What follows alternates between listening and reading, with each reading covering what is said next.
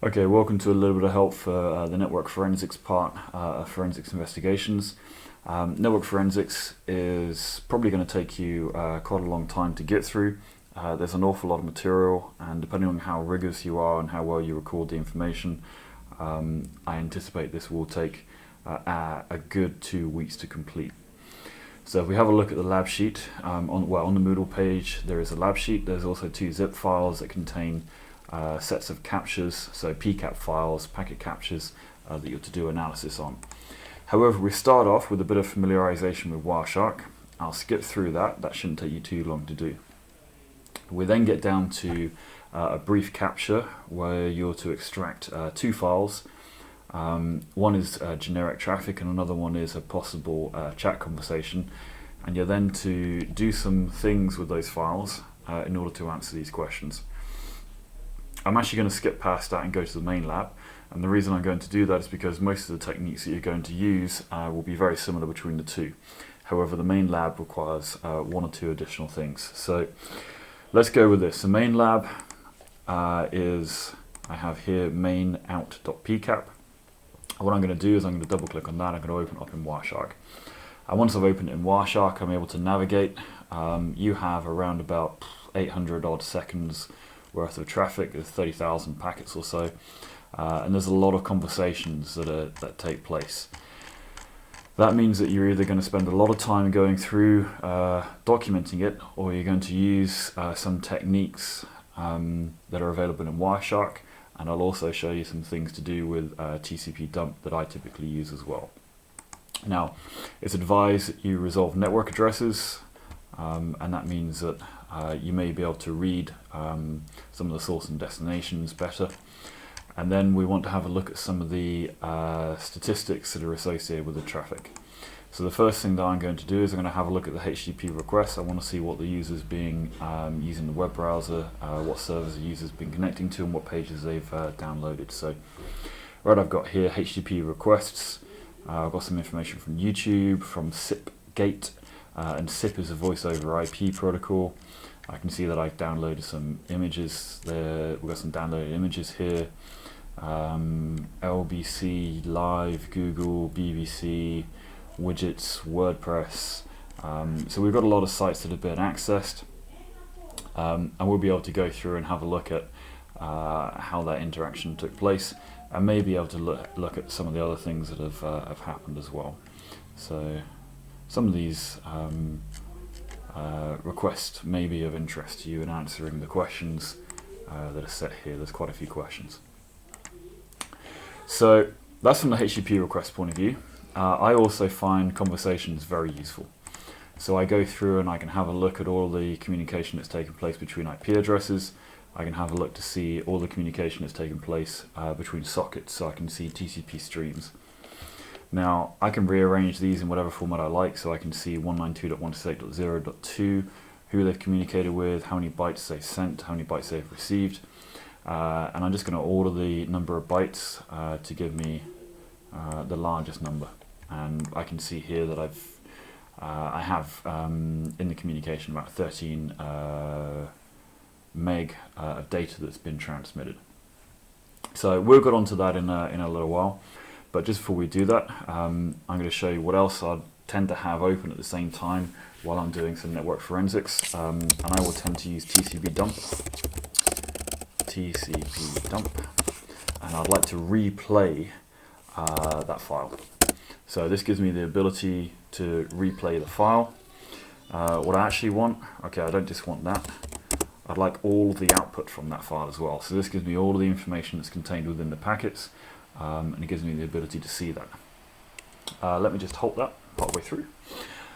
Because what I can then do is I can, of course, replay the file, print out all of the information. I can then start doing some pattern matching. And let's say I pattern match on ARP.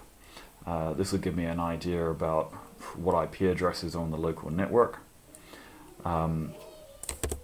I can also do something we saw earlier. There's a request to some SIP, some voice over IP, and I believe one of the questions is about voice over IP. Did the suspect attempt to make any VoIP calls? Well, let me just have Wireshark in the background, sorry. Did the suspect attempt to make any VoIP calls? So let's grep on SIP. Oh wow, there's a lot of pages coming up here. So what I want to do is I'm going to pipe that into more, and that will give me a page at a time. So here's my first page. I can have a quick look at that. Well, I see a get with a search request that has Arch Linux SIP client. So we have someone that's searching for a SIP client. I have some other things that have the word SIP in it. And I can go through and just pull out information like this. And maybe find some other search terms that I want to make. It may be as well that you can do a search for, I don't know, password. Highly unlikely to find anything, but maybe you will, I don't know. Well, it seems to be something that is required a password, so that might be worthwhile having a look into. And in fact, I might have a quick look at a few lines before and after where that password is found, just to get a feeling for where it's contained. And it may be that I want to find some identifier that allows me to then, my apologies, I need a capital C there. Maybe that I'm able to find some identifier that enables me to go back to Wireshark and pull out the communication that contained these requests. However, I'd like to show a few things, and I'd like to show extracting files in Wireshark. So let me just close this down for a second. I'm going to go back here. I'm going to do the thing that I love doing to start with, which is HTTP, come on, there we are. And I'm going to order that based on info. And that gives me the ability to see lots of information that has been transmitted via HTTP, so these GET requests, the information that's being passed back to that. And I've got JPEG information here. I'm just going to click on one of these, because if I left click on JPEG file interchange format, if I right click here, click export packets, and whatever directory I want, I can write those packets as raw data. Just save that. Which then gives me the ability to see a fantastic photograph. But I can then, I'm extracting these images that have been transmitted in one packet. If I have stuff that's in more than one packet, as we saw earlier when I went to conversations and I was ordering based on the number of bytes, I've got this, which is 13 meg. In order to extract that information, I'm going to have to do a couple of special things that I want to talk you through. So I need to follow this stream because I want to grab all the packets that are associated with this file transfer. And once I follow the stream, I'll be presented with a window that shows me the stream. I can then make a selection about whether or not I want to have the GET request and all the acknowledgements that take place. If I go back to my main Wireshark window, I can see, right, I'm going to order based on number here now. I can see that I've got communication between these two stations. We've got information being transferred. We've got acknowledgements for that information. And perhaps all that I want to have is all the information that's being sent from the server. So I ensure that I'm only taking the information from the server. I then need to download that in a correct format, and that correct format is certainly not ASCII. I want it to be raw. I can then save this information, and I'm going to save it as a binary file. So let's save that. Okay, good stuff. Let's close this down. Let's have another look at that. Because we originally saw the TCP stream, I'm expecting to see a tar.xz file. Now if I go to Google and type in xz, if I look for what's referred to as being the magic number associated with xz, I can see the magic number is hex FD followed by 7 followed by small z followed by big Z, big X followed by capital Z followed by 0 hex or whatever else. So that gives me the ability now, well, now that I have, I can go into XXD, I can have a look at my binary file. Alright, don't want to do that. I want to pipe that into more so I can look at it page by page. I can see that I have this HTTP, I've got this server response, and I want to get rid of that server response. So I'm going to edit this. I'm going to edit it in VI. I'm going to edit it in VI in binary mode. So I need a -b there.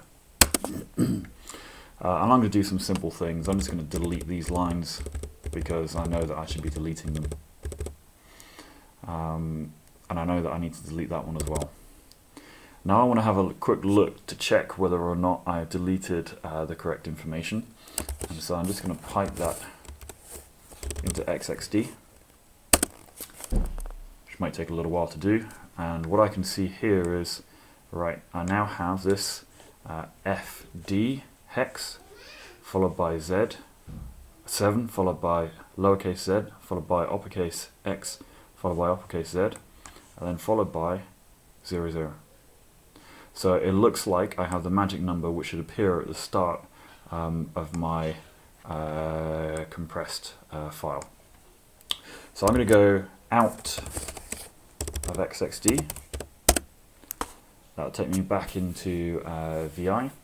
I'm then going to save this and I'm going to rename it. So I'm going to move my package.bin and I'm going to make it package.tar.xz. And then of course I can come here, I can have a look at it, and I've just extracted that file, that very large file. I've extracted it, I've edited it, and I can now go through and have a look at it. So that's a process whereby you're able to extract some files. It's a process where you can perform some filtering using TCP dump. So remember your TCP dump. The -a will give you the packet information, -r to replay the file, and then you're grepping. And then you can even grep within what you've grepped if you're looking for multiple signatures. And of course, piping into more gives you a page-by-page process. Great. There's a lot to look at. I personally really enjoy doing network forensics. I find it great fun, so I hope you do too. Cheers. Bye.